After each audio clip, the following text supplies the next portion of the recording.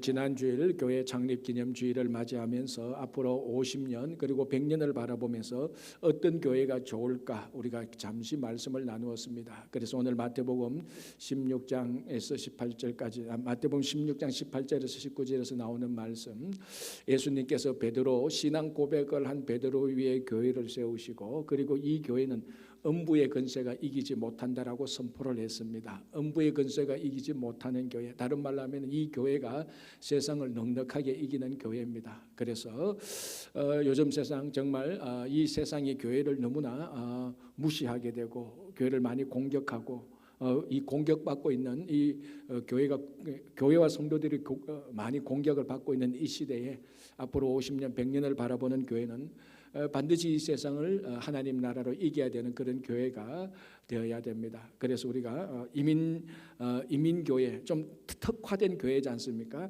뭐 한국 교회도 아니고 미국 교회도 아니고, 또 뒤집어 보면은 미국 교회도 맞는 것 같고 한국 교회도 맞는 것 같고, 이런 것들 같이 이렇게 좀 특별한 교회인데, 이 교회에 이런 이민 교회가 앞으로 50년, 100년을 어떻게 하면 세상을 이기며 우리가 이 교회 이기는 교회를 세워 나갈까? 그걸 우리가 지난주에 말씀을 나누었습니다. 그래서 지난주에다가 말씀을 나누다가 시간 되면 멈추겠다고 했는데 지난주에 제가 약속을 잘 지켰습니다.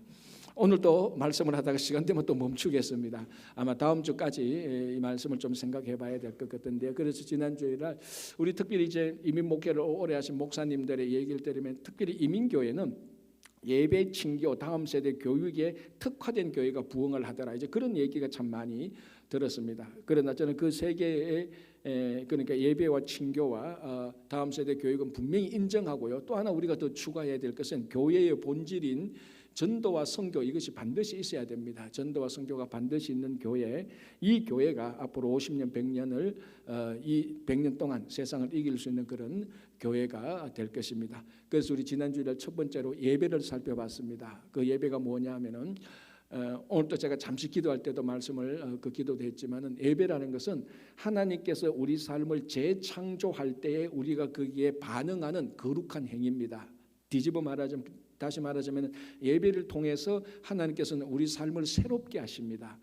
넘어지고 깨어졌던 삶을 새롭게 일으키시고, 그래서 지난주에 살펴본 대로 노아 홍수가 끝난 바로 다음에 하나님께서 세상을 심판하고 난 바로 다음에 재창조할 때 노아가 드렸던 것이 예배였습니다. 그래서 그 예배를 통하여서 다시 하나님께서 재창조하는 그 행위가 우리 삶 속에, 예배자의 삶 속에서 일어나는 것이 예배입니다. 그래서 예배 드릴 때마다, 매주일 예배 드릴 때마다 비록 지난 한 주간 또 세상에서 패배했다 할지라도 예배를 통해서 새로워지고 재창조되어서 또 힘을 얻고 세상을 이길 수 있는 그런 교회가 되는 것입니다. 이제 두 번째가 우리 친교라고 말했습니다. 지난 주일날 친교에 관해서 얘기하다가 멈추었는데요.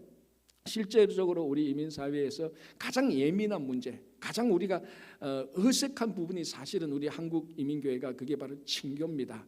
어떤 사람은 친교는 필수 사항이 아니고 선택 사항이라고 생각하는데, 지난주에 살펴본 대로 우리 성도들, 교회에 모이는 성도들은 친교가 선택 사항이 아니고 필수입니다. 삼위일체 하나님처럼 필수입니다. 그런데 이 필수 사항인 친교를 우리가 참 서툽니다. 친교를 어떻게 해야 될지 잘 모릅니다. 어떨 때는 보면은 세상에서 마치 동창회 모이는 것처럼, 클럽하우스 모이는 것처럼, 골프 모임처럼 그렇게 모이는 것이 교회인 것처럼 했다가 번번이 깨어지고, 그래서 우리가 성도들이 교회에서 신앙생활하면서 상처받는 경우들이 있죠. 완전하지 못하니까 교회가. 그중에 70 내지 80%는 전부 다 친교 부분입니다. 사실은 예배나 교육이나 전도와 선교 부분에, 이 부분에 있어서 불만족, 이 부분에 상처를 받기보다는 70 내지 80%는 친교 때문에 상처를 받고, 이것 때문에 또 심각하게 고민하다가 교회를 떠나게 되는, 교회를 옮게 되는 그런 일들이 생깁니다. 그거 충분히 이해됩니다. 저도 목회하면 충분히 이해되는데, 가장 각자 이제 우리가 중요하게 우리가 해야 될 것, 우리가 생각이 될 것은, 친교 때문에 상처받은 사람은 다시는 친교 안 하겠다고 그렇게 결심을 하는 경향이 있습니다. 그게 큰 문제라는 것입니다. 그래서 정말 중요한 것은, 친교 때문에 상처받은 분들은 친교를 안 하겠다는 게 아니고 친교를 통해서 회복이 되는 그런 친교를 세우겠다는 결심을 해야 되는 겁니다. 그게 정말 중요한 것이죠. 그래서 우리가 지난주부터 친교를 살펴봤는데, 친교의 본질은 친절입니다. 친절해야 친교가 되는 거죠. 아무리 여기 훌륭한 사람이 있고 똑똑한 사람이 있다 할지라도 그 모임이 친절하지 않으면, 내게 친절하지 않으면은 그 모임에 가지 않습니다. 그죠? 그래서 친절해야 됩니다. 그래서 이 친절이라는 것이 하나님의 본성인데, 친절은 어떻게 나오냐? 사람들을 배려하는 데서 나옵니다. 하나님께서 우리를 배려했지 않습니까? 우리가 지옥에 우리가 죄인으로서 영원한 지옥에 갈 수밖에 없는데, 하나님의 그 친절한 마음, 자비와 긍휼의 마음이 발동되어서 우리를 구원해 주신 것입니다. 그래서 이 친절은 친교에게서 본질입니다. 자, 이제 오늘 두 번째로 이제 한번 살펴보겠습니다. 먼저 두 번째 우리가 친교하는데 필수적인 게 뭔가 하면 소통입니다. 소통. 서로 통해야 됩니다. 자, 하나님의 말씀 한번 보겠습니다. 창세기 11장 6절에서 8절을 제가 봉독해 드리겠습니다. 여호와께서 이르시되 이 무리가 한 족속이요 언어도 하나이므로 이같이 시작하였으니 이후로는 그 하고자 하는 일을 막을 수 없으리로다. 자, 우리가 내려가서 그들의 언어를 혼잡하게 하여 그들이 서로 알아듣지 못하게 하자 하시고, 여호와께서 거기서 그들을 온 지면에 흩으셨으므로 그들이 그 도시를 건설하기를 거쳤더라. 자, 이게 무슨 내용입니까? 다 아시지 않습니까? 사람들이 신할 평지에 모여서 온 인류가 하나가 되어서 단단히 뭉쳐가지고 한 마음 한 뜻이 되어가지고 우리가 이 탑을 쌓아서 하늘에 닿게 하자. 그리고 우리가 흩어짐을 면하고 우리 이름을 내자. 이게 그때 이제 바벨탑을 쌓으려고 했을 때 하나님께서 결심하는 내용이 바로 이겁니다. 자, 바벨탑 내용은 우리가 잘 압니다. 그 핵심 메시지는 뭡니까? 인간이 얼마나 교만해질 수 있는가? 인간이 교만하니까 얼마나 교만하는가 하면 하나님께 정면으로 도전하게 되는, 그래서 하나님께 도전하는 그 상징의 행위가 하늘에 닿는 탑을 쌓는 겁니다. 이 인간의 업적과 인간의 노력과 인간의 교만으로 하나님과 동등되려고 하는 그런 교만을 말해주는 겁니다. 그래서 하나님께서 그 탑을 쌓는 인간들을 보고 하나님께서 화들짝 놀라서 지금 그 사람들이 탑을 쌓지 못하도록 하는 그 내용입니다.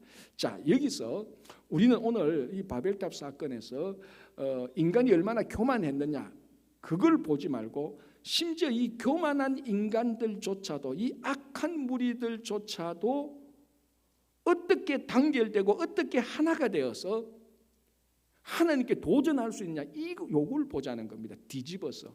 자, 어떻게 됐습니까? 그들이 그때 언어가 하나이므로 딱 결속됐습니다. 그래서 언어가 하나이므로 서로 소통이 된 거죠. 그러니까 이 교만한 무리들이, 이 악의 무리들이, 하나님께 도전하는 무리들이 어떻게 하나가 될 수 있었을까? 그는 서로 한 언어로 소통할 수 있었기 때문입니다.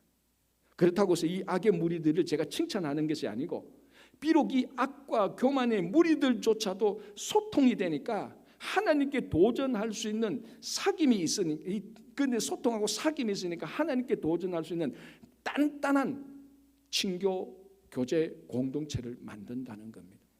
우리는 여기서 우리가 좋은, 정말 우리가 듣고 배워야 될 메시지를 찾아야 되는 겁니다. 뭡니까? 소통하면은 이렇게 단단한 친교 공동체가 된다는 것입니다. 자, 그래서 하나님께서 이렇게 하나가 되어서 하나님을 향해서 탑을 쌓는 이 인간들을 보고 하나님께서 놀랐다는 것 아닙니까? 그래서 그 즉시로 하나님께서 액션을 취합니다. 그래서 이 교만한, 이 악한 무리들을 하나님께서 한 방에 보냈는데 어떻게 보냅니까? 불로 심판합니까? 지진으로 심판합니까?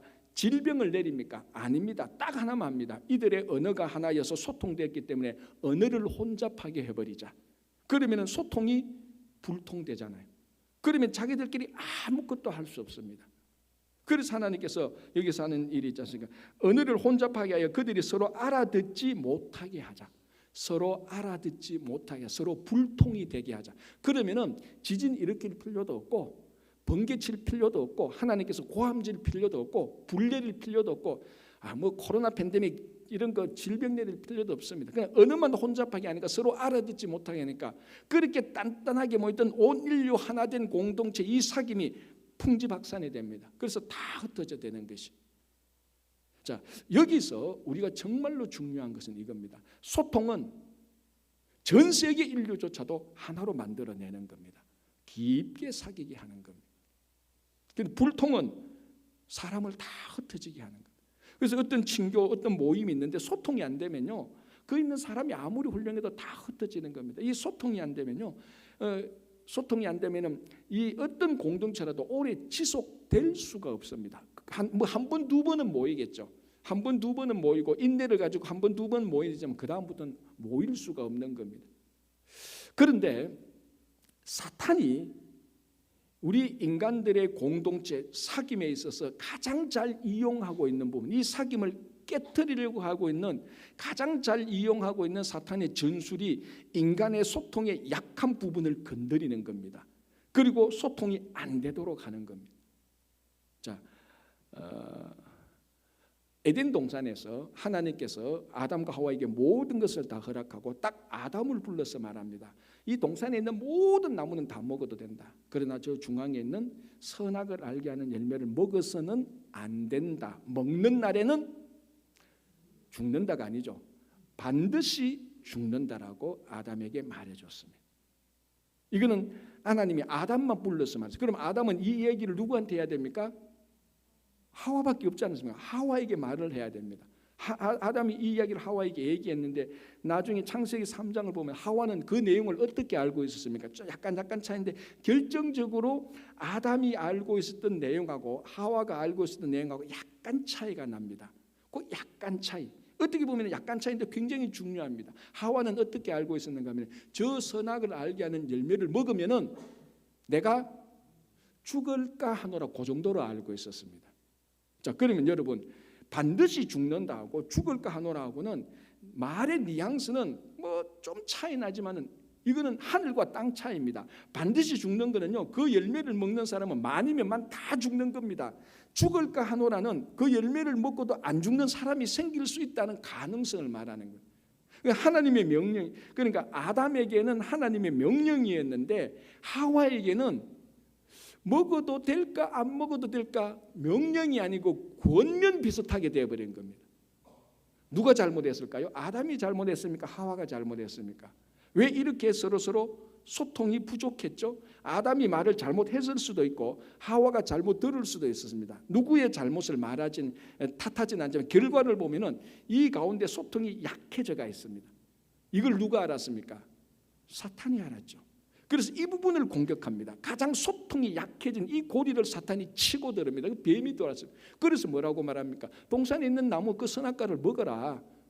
그러니까 하와가 말하기에 자기 알고 있는 대로 야 그거 먹으면 우리 죽을 수 있을 건데 하니까 뱀이 딱 말하지 않습니까? 안 죽어. 네 눈이 밝아져서 신과 같이 될 것이야. 그때부터 선악을 알게 하는 열매를 먹기 시작합니다. 그러니까 사탄이 여러분 가장 근본적인 가장 친한 공동체가 부부 공동체입니다. 친교가 이루어진다면 부부 간에서 교제가 이루어지죠. 부부는 한 몸이 되는 사귐이 되는 마치 삼위일체처럼 부부가 한 몸이 되는 관계가 부부만 관계입니다. 그런데 여기서도 그 소통에 약한 곳이 있으니까 사탄이 들어서 그것을 깨버리는 겁니다. 그래서 결과가 어떻게 됩니까? 아담은 하와를 탓합니다. 왜 하나님께서 나서 왜 선악을 알게 열매를 먹었냐니까 하나님께서 만드는 저 하와 저 인간이 말이지 먹으라고 해서 먹었어요. 이미 관계가 깨어지고 있는 겁니다. 하와는 또 뱀을 탓하잖아요. 하나님이 만드신 저 뱀이 먹으라고 했. 전부 다 이게 책임을 돌리고 이제 관계가 깨어지기 시작합니다. 가장 친밀한 완벽했던 부부 사이의 교제가 그 소통에 약한 고리가 있었는데 사탄이 그것을 치고 들어와서 관계가 깨어지기 시작하는 것입니다. 가장 친한 부부 사이에도 소통이 안 되면 깨어지는 겁니다. 여러분 다 알지 않습니까? 부부 사이에 많은 문제들이 생깁니다. 인간들이 약하니까 생기죠. 그 모든 문제들이 가장 중요한 원인은 한마디로 뭡니까? 대화가 부족하다 이거 아닙니까? 대화가 부족하다는 말은 오늘 말로 하면 소통이 잘 안 된다 이겁니다. 소통이 잘 안 된다. 여러분 어느 단체에 그게 아무리 훌륭한 사람이고 똑똑한 사람이 있어도요, 그리고 아무리 착하고 성품이 좋은 사람이 있다 할지라도 소통이 안 되면은 각자는 훌륭하고 착하고 선한 성품이지만 소통이 안 된다면 이 사람끼리 모여서 교제하는 친교 공동체는 만들 수가 없어요. 아담과 하와가 나쁜 사람이었습니까? 아닙니다. 죄가 없었던 사람이에요. 이 사람들은 죄가 없었던 사람인데 소통이 약하니까 사탄이 치고 드니까 관계가 막 깨어지기 시작하는 것이. 사람이 좀 부족하고 좀 허물허물해도 좀 성질이 더러워도 자기끼리 소통이 잘 되면요, 그건 공동체가 될 수가 있어요. 그런데 아무리 착한 사람들 10모아도요, 착한 사람 10명이 있어도 소통이 안 되면 이건 친교가 사귐이 안 되는 거예요. 이 도둑들 10명 모아도요, 소통 잘 되면은 공동체가 돼요. 친교가 잘 돼요, 자기끼리. 이 핵심은 소통이라는 겁니다. 우리가 성교회를 하고 구역을 하고 교회 공동체를 하고 여러분들이 직장이 있고 가정이 있습니다. 여러분들이 속해 있는 공동체가 얼마나 많습니까? 왜 우리 공동체가 깨어지지? 왜 우리 공동체가 지금 약하지? 그 본질은요, 소통입니다. 소통은 여러분들이 속해 있는 공동체가 뭔가 좀 일이 안 된다면 소통을 한번 보십시오. 그 부분을 살펴보면 거기에 분명히 문제가 있습니다. 약한 고리가 있습니다. 그 부분을 강화하면은 친교가 교제가 다시 살아나기 시작하는 것입니다. 그러면은 어떻게 소통을 잘할까? 이제 이게 가장 그 다음에 나오는 당연한 질문입니다. 어떻게 소통을 잘할까? 우리 뭐 소통을 잘하는 방법은 뭐 수십 가지도 나오는데 하나만 보겠습니다. 소통은 어차피 말과 듣기로 이루어지는 겁니다. 그래서 소통을 잘하는 것은 정확하고 분명한 말을 하고 그 말을 자기 사심 없이 자기 프레임 없이 그 말을 그대로 들을 수 있어야 되는 것입니다. 정말로 많은 사람들이 모든 사람들이 어떤 사람의 말을 들을 때 자기 관점으로 듣습니다. 그 말을 그대로 듣는 것이 아니고 여기서부터 소통이 깨어지기 시작하는 것입니다. 정말 우리 성도들이 하나님 앞에서 우리 친교를 위해서 훈련해야 되는 것이 있다면 정확히 말을 해야 되고 그리고 그 말을 내 사심 없이 들을 줄 아는 그 훈련이 있어야 됩니다. 성경 말씀도 그렇습니다. 사실은 성경 말씀도 하나님의 말씀을 들을 때는 내 관점으로 듣습니다. 내 관점으로 읽습니다. 그래서 내 편한 대로 자기가 좋을 대로 복음을 해석하죠. 그래서 그 복음서 이름이 뭐라고요? 그게 내가 복음 아닙니까? 내가 복음. 누가 복음을 읽어도 내가 복음, 마태복음을 읽어도 내가 복음. 내 마음대로 읽는 거예요. 하나님의 말씀은 내 마음대로 듣는 거예요. 그래서 하나님의 말씀하고 내하고도 소통이 안 되는 거예요. 훈련이 안 돼요. 그러니까 성도들 간에 소통 안 되는 건 당연하죠. 내일이 아내가 생일인 남편이 있었습니다. 그래서 자기 아내가 너무 고생하고 힘들고 하니까 내일 하루는 이 아내의 소원을 들어주기로 하고 이렇게 물었습니다. 여보, 당신이 하루 동안에 하고 싶은 일이 있다면 뭘 하고 싶어? 하니까 이 아내가 별 생각 없이 나는 다시 6이 되고 싶어요. 6, 5, 6, 7에 6이 되고 싶어요. 이렇게 말을 했습니다. 그 남편이 딱 듣기는 아내가 너무 힘들고 어릴 적 기억이 좋아서 6살이 되고 싶구나 그렇게 받아들였어요. 근거가 있죠, 그죠? 그래서 그 다음날 아침에 아내 생일날에 아내가 좋아하는 놀이공원에 데리고 갔습니다. 어린이처럼 가서 뭐 타고 싶은 거 다 태워주고 평소에는 아이스크림 먹으면 안 되는데 이 남편이 아내 살찐다고 계속해서 절제시켰는데 그날은 뭐 아이스크림 원하는 대로 다 사줬어요. 그리고 또 점심 때는 그 맥도날드 이런 데가 빅맥 2개 좋을 때는 뭐 그런 초콜릿 그 쉐이커 막 뭐 진짜 6살짜리가 원하는 거 다 해줬어요. 마치고 또 저녁 때 가서 극장에 가서도 만화 영화를 보는 거예요. 6살. 만화 영화 보고 나와서 그 기름기 있는 피자도 먹고 콜라도 2개 먹고 집에 왔습니다. 그러니까 이제 남편이 뿌듯해서 여보 오늘 어때? 6살이 되니까 기분 좋지? 하니까 아내가 말하기를 그때 생각이 나니까 어제 내 남편이 물었던 게 내가 6이 되고 싶다는 것을 6살이 되고 싶다는 걸 들었구나. 그렇게 생각하면서 이 아내가 이렇게 말했다는 거 아니에요. 여보 내가 6이 되고 싶다는 것은 하루 동안에 사이즈 옷 6 사이즈를 입고 싶다는 말이었어요. 근데 이 아내 사이즈가 9.5거든. 하루만이라도 6 사이즈 입고 싶어서 6이 되고 싶다고 말했는데 6살로 받아들인 거예요. 다행히 감사한 건 이것 때문에 이 가정이 깨지지 않았다는 게 감사한 거죠. 소통이 안 되잖아요. 소통이. 그러니까 6이라는 말을 정확히 한 거예요. 6의 의미를 정확히 한 거 아니에요. 그러면은 남편이 그걸 들었으면 정확히 의미를 모르잖아요. 6이 뭐냐라고 다시 물었었어야 됩니다. 자기가 가지고 있는 프레임으로 해석을 하는 거예요. 6살이 되고 싶고 여기서부터 소통이 깨지는 거예요.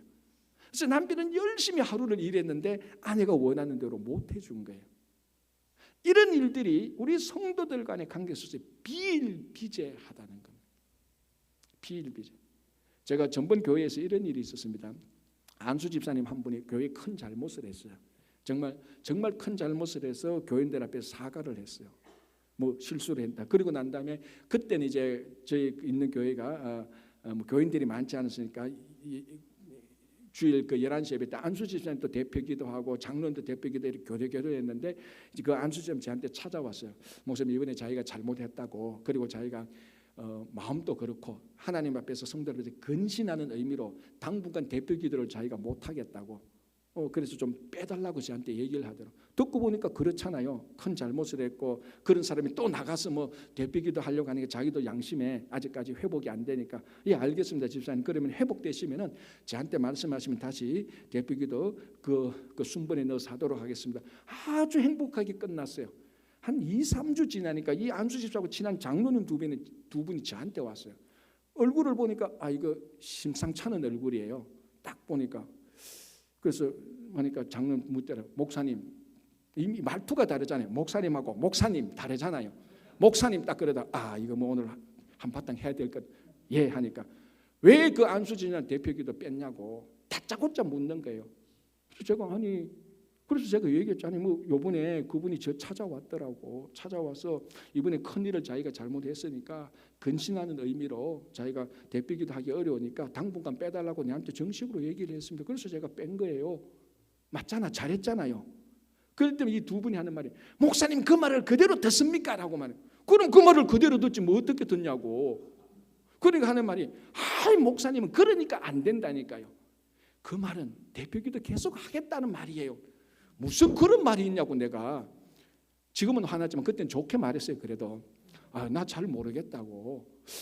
그런 말이었나? 그러면 장로님 두 분이 그 안수님한테 가서 물어보시고, 그러면은 진짜 그분이 그 말이었다면은 그분이 저한테 와서 다시 대표기도 하겠다면 제가 다시 넣어드리겠습니다. 그럼 어려운 거 뭐 있습니까? 한 분 가고 싶지 하고 났는데 아직까지 안 왔어요. 그분이. 여러분 이게 말이 되는 겁니까?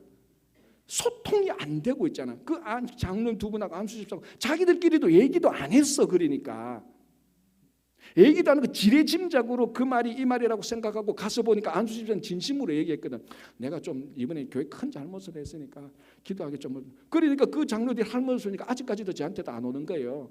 살았는지 죽었는지도 모르겠지만. 이게 한국 사람들이요, 이게 참 어떻게 보면 점잖은 건데요, 이게 소통의 의미에서는 굉장히 치명적인 약점이 여기 있어요.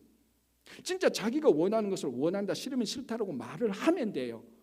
근데 우리는 좀 반대로 말하는 경향이 있잖아요. 뭐 목사가 뭐 마음을 다 살펴보는 것도 아니고, 저분이 그렇게 말하면 그렇게 또 그렇게 말해준 반대로 하잖아요. 그럼 또 야단 납니다. 내가 그렇게 말했는데 왜 안 하느냐고. 나는 당신의 마음을 읽었습니다. 마음을 읽지 말고 말을 들으라고. 소통이 정말 어려워. 오히려 미국 사람은 진짜 깔끔하잖아요. 예스면 예스고 노면 노. 우리는 어떨 때 예스가 노고 노가 예스일 때다. 우리는 허다해요. 그걸 살피려고 하니 흰머리가 왜 안 생기고. 이게 저뿐만 아니라 한국 사람의 문화가, 소통의 문화가 그렇다니까요. 그래서 참 오해가 생길 때가 많아요. 그것 때문에 선한 의도였는데 소통이 안 돼서 이게 갈등이 생기고 마찰이 생기고 싸움이 생기고 분리되는 경우도 주변에 허다합니다. 이쪽 사람 얘기 들으면 다 착한 사람이에요. 다 선한 사람들이에요.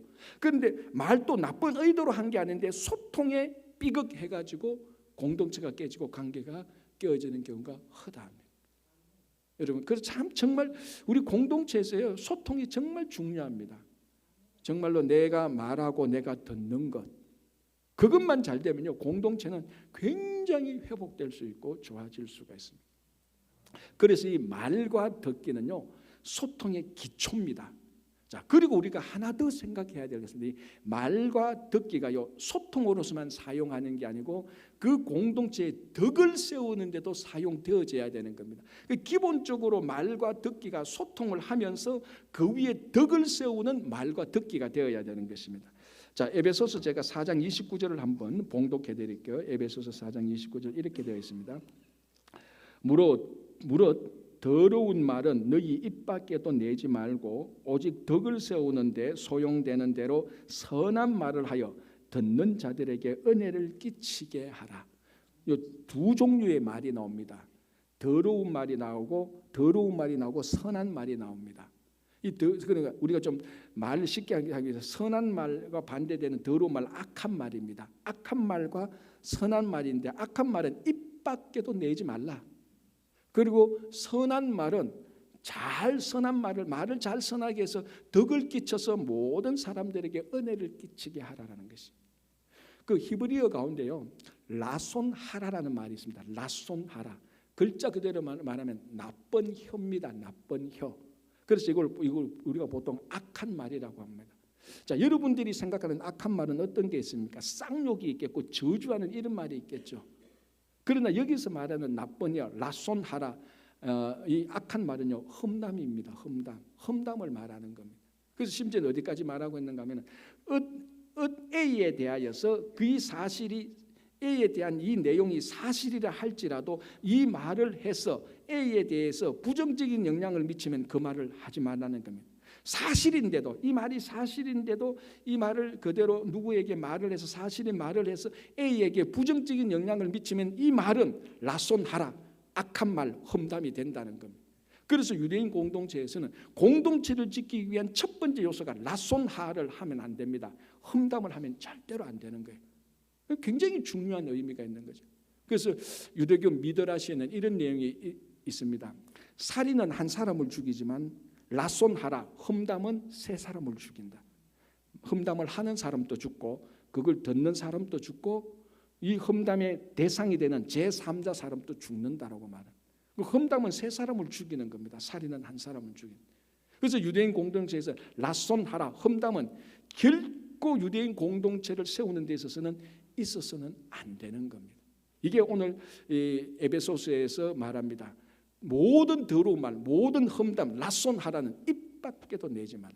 공동체를 위해서 내지 말라. 선한 말은 뭐냐? 선한 말을 많이 해서 덕을 세우고 은혜를 끼치게 하라는 겁니다. 어떤 말이 선한 말일까? 한 번은 소크라테스에게 방문자가 찾아와서 방문자가 자기 친구에 대해서 얘기를 할 테니까 좀 들어보래요. 소크라테스가 가만히 있지만 잠깐 당신 친구에 대해서 얘기하기 전에 3번 체질을 하라. 3번 걸러내고 거기에 걸러낸 말만 하라는 겁니다. 그러니까 이 방문자가 그럼 무슨 체질을 3번 해야 되나? 첫 번째 걸러낼 게 뭐냐라고 말하는가? 소크라테스가 말합니다. 당신이 지금 하려고 하는 말이 사실인가? 생각해 보라는 겁니다.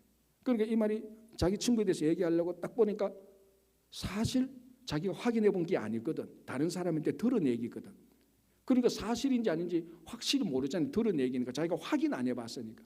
그러니까 방문자가 사실일지 내가 확신할 수 없다라니까 소크라테스가 말한다. 그런 말하지 말라. 선한 말이 아니라는 겁니다. 여러분, 우리들이 밖에서 누구한테 듣는 말이 있잖아요. 제가 통계는 안 내봤는데 이건 개인적인 목회적인 경험으로 누구한테 들은 얘기 가운데 사실은요 10%도 안 돼요. 90% 이상은 왜곡되거나 부정되거나 부분적이거나 전체적인 맥락에서 다른 얘기거나 어떨 때는요 완전히 아니 땡 굴뚝에 연기 나듯이 전혀 없는 얘기도 있어요. 다 합치면 90% 이상이에요. 이런 말은 라손하랍니다. 선한 말은 이걸 걸러내라는 겁니다. 첫 번째, 그 말이 사실인가? 확인해보지 않으면 사실인 줄 모르잖아요. 그럼 그 말을 멈추어라는 거예요. 첫 번째. 두 번째 묻습니다. 당신이 소크라테스입니다. 당신이 당신 친구에 대해서 말하려고 하는데 진실로 그 친구를 사랑하고 친절한 마음에서 말하는 건가? 양심에 물어보라는 겁니다. 이 방문자 가만히 생각하니까 그거 아니거든 사실. 그 친구 좀 나쁜 소리해서 그 비난하고 싶어서 왔는데 친절한 마음에서 사랑하는 마음에서 하려고 하는 게 아니거든. 아닙니다라고 말하니까 소크라테스는 그럼 멈추세요. 세 번째, 그럼 당신이 지금 당신 친구에 대해서 하려고 하는 말이 당신과 나를 위해서 그 친구를 위해서 꼭 필요한 말인가? 라고 물었습니다. 방문자가 듣고 보니까 하나도 안 필요하거든. 얘기 안 해도 되는 얘기예요. 안 필요합니다라고 말하니까 소크라테스가 말합니다. 그럼 멈추세요. 여러분, 무엇이 선한 말인 줄 압니까? 여러분도 앞으로 말씀 한번 특별히 어떤 사람에 대해서 할 때 이 세 가지를 꼭 기억하십시오. 첫 번째 뭡니까? 이게 진짜 사실인가? 여러분 들은 얘기를 그대로 전하는데 90% 이상은 사실이 아니에요. 두 번째, 진짜 내가 이 사람을 진짜 사랑해서 하는 말인가? 세 번째, 진짜로 필요한 말인가? 이 세 가지를 걸러서 나온 말은 다 선한 말입니다. 이게 다 선한 말. 저는 이 이야기를 보면서 왜 이게 성경에 없느냐, 이게 제 고민이었어요. 이게 성경에만 나오면 매주 설교할 건데 성경에는 없는 게 소크라테스가 했더니, 그런데 그냥 정말로 잠언에 나오는 지혜처럼 중요한 겁니다. 무엇이 선한 말이냐, 무엇이 덕을 끼치는 말이냐, 판단이 혼란되잖아요. 여러분 세 가지를 체질하십시오. 사실이냐, 사랑하는 마음이냐, 꼭 필요하냐. 그게 맞다면 얘기를 하십시오. 그거는 다 선한 말입니다. 그런데 이 세 개 가운데 하나라도 안 되면요, 멈추십시오. 그런 말은 공동체를 흔들게 하는 겁니다. 그래서 오늘 사도 바울이 선한 말을 해서 은혜에게 끼쳐서 공동체에 덕을 세우라라고 이런 말을 하는 겁니다. 그렇죠? 자, 그러면요, 아무리 좋은 말이라도 안 들으면 끝. 그렇지 않습니까? 천사가 말해도 안 들으면 그냥 이 천사의 말은 공중에 날아가는 겁니다. 그래서 말하는 자가 있으면 듣는 자가 있어야 그 말이 작동하기 시작하는 것입니다. 그래서 유대인의 명령 가운데 가장 중요한 우선적인 명령 가운데 하나가 뭐냐면요, 듣는 겁니다. 여러분 이사야로부터 말라기까지가 선지서인데요. 그 첫 번째 명령이 뭔 줄 압니까? 선지서에 가장 나오는 첫 번째 명령 뭡니까? 이사야 1장 2절에 나와요. 뭡니까? 들으라 하늘이요, 귀를 기울이라 땅이요. 이게 선지서에 나오는 모든 선지서, 이사야를 포함한 모든 선지서의 첫 번째 명령입니다. 뭐 서로 사랑하라 그거 아니에요. 그게 첫 번째 명령이 아니에요. 하늘이여 하나님의 말씀을 들으라, 땅이여 하나님의 말씀에 귀를 기울이라. 이게 첫 번째 명령입니다. 선지자들의. 왜? 듣지 않으면은 하나님의 말씀 다 필요 없습니다. 안 듣는데 선지자가 그만큼 얘기를 해도 이스라엘 백성이 안 들으니까 결국 바빌론에게 다 망하는 것 아닙니까? 여러분 뭐 이런 이야기는 너무 많이 들었기 때문에 말하기가 이상할 정도입니다. 사람의 귀가 왜 두 개 있습니까? 이건 초등학교 때부터 들어온 겁니다. 왜 두 개 있습니까? 입은 하나인데 말하는 것보다 듣는 데 더 초점을 둬라. 그래서 귀가 두 개다. 또 귀가 두 개인 것은 잘 들으라고 귀가 두 개다. 또 뭡니까? 한쪽 귀로 듣고 한쪽 귀로 흘러보내라고 귀가 두 개입니다. 그러니까 좀 선한 말은 양쪽 귀로 잘 듣고 라손하라라는 악한 말은 한쪽 귀로 듣고 한쪽 귀로 흘러보내라는 것입니다. 그런데 선한 말, 그 하나님의 말씀은 하늘과 땅이 들어야 되는 겁니다. 그렇지 않습니까? 그 말을 들을 때 그 하나님의 말씀이 우리 속에 작동하는, 우리가 하나님의 말씀을 듣는 것처럼 똑같이 친교 가운데서 성도들의 선한 말을 우리가 들을 때 그 말이 작동하고, 악한 말이 올 때는 한쪽 귀로 듣고 한쪽 귀는 흘러보내시기 바랍니다. 여러분 우리 엘리야 선지자가요, 450명의 그 갈멜산에서 450명 아합 선지자가 싸워서 영적으로 이기지 않습니까? 이기고 난 다음에 잘 아는 대로 엘리야가 극단적인 우울증에 빠집니다. 어느 정도 우울증입니까? 자살 충동까지 느끼지 않습니까? 의학적으로 보면 진짜 그건 굉장히 위험한 상태예요.